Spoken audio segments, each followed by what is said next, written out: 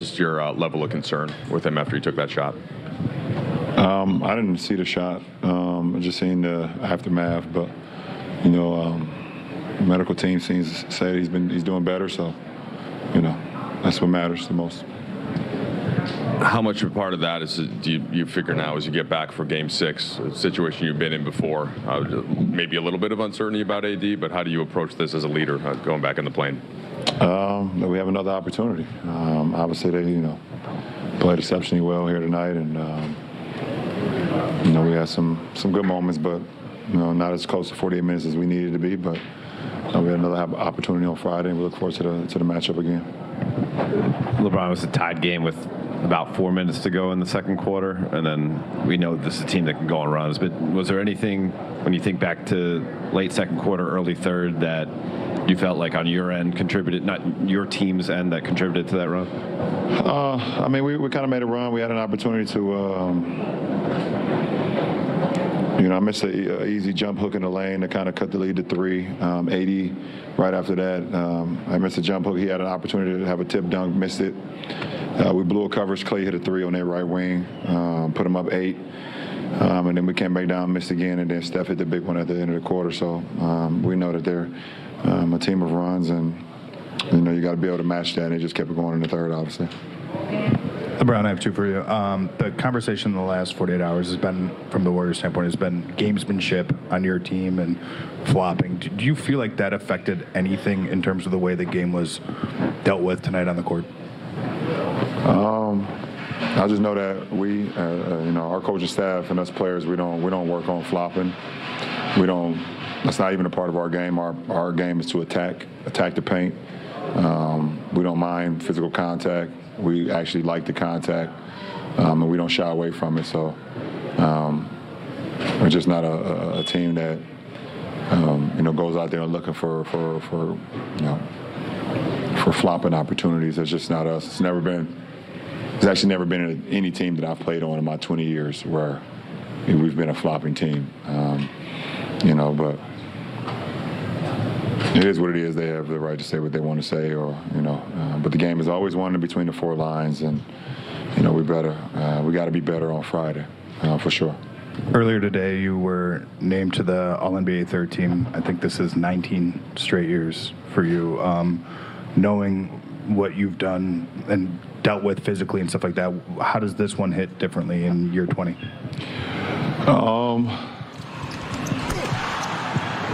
I guess you don't take those moments for granted when you get an opportunity to be recognized as one of the best players still in the league, and have one of the best seasons, and make an All-NBA team. I don't take my, anything that I'll be able to accomplish for granted, and I'm always appreciative for to be a part of any selection. In this league, so many great players, so many great teams, and a lot of guys this year had some really good seasons, great seasons, and to be a part of that class of 15 guys. When I seen the list, it's still pretty cool. Even at my age and where I'm at right now in year 20, don't take it for granted. Obviously I got bigger fish to fry, but in those small moments, those small wins right there, it's all part of it's all part of the journey, all part of the legacy, as far as what I do on the floor, in this league. So that's pretty cool. LeBron, there you go. Thank you. In your career, you've played in plenty of Game 6s where you have a chance to clinch. You also just had that last series. Is there something that you think this team this year needs to focus on Friday in comparison to the past? No, every moment is his own challenge and is his own game and is his own, opportunity to see what you're made of. And we can't base last series onto this series. This series is different. The opponent is different. The challenges is different. So, Friday is an opportunity for us to see who we are, to see what we're made of, and to go out there with the grit and the fight that we've had since we came together after the All-Star break. Very resilient team, and we respond well to adversity, and we look forward to that. To get an opportunity to play again on Friday.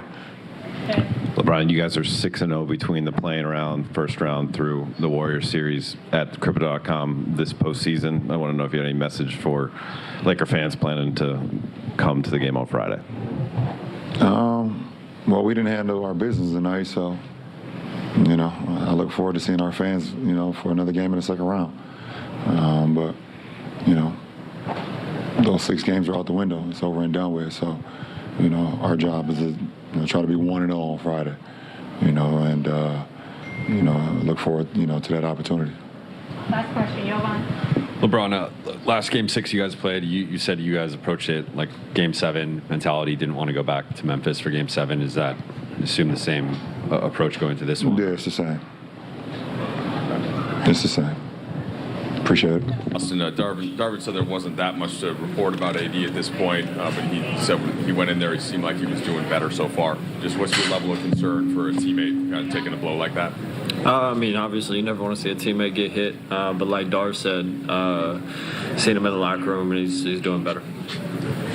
Obviously, he's key to everything that you guys do. This game and then kind of leading into the next game. What are the things that you as a team have to try to do now that you're going back for Game 6? We'll go back and watch film. Obviously they're the defending champs for a reason, and they come out, and I think started the first quarter and the third quarter they just played harder than us, and that was the main thing. But like I said, we'll go watch film tomorrow and get better and lock in for Game 6. Austin, what have you guys learned throughout these playoffs so far about processing a loss and then coming in fresh for the next game? Yeah, it's kind of like every other loss. You never want to have 2 in a row. Like I said, they're the defending champs for a reason. Obviously, a really good team. They're never going to just fold, give you what you want.